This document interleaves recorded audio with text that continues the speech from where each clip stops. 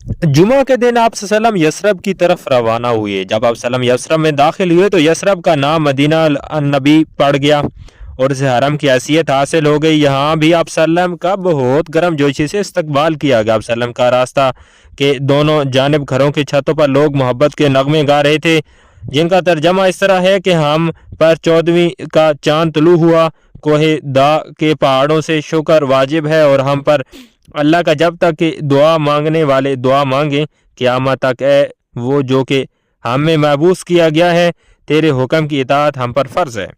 हर शख्स ये चाहता था कि अब्सलम का क़याम उसके घर में हो, लेकिन अब्सलम ने फरमाया कि मेरी ऊँटनी जहाँ बैठ जाएगी मैं वहाँ क़याम करूँगा, क्योंकि ऊँटनी को अल्लाह का हुक्म हो चुका था। अब्सलम की ऊँटनी हज़रत अयूब अंसारी के घर बैठ गई, जो कि मदीना के गरीब तरीन आदमी थे। इस तरह अब्सलम ने हज़रत अयूब अंसारी रज़ी अल्लाह तआला अन्हु के घर में क़याम फरमाया।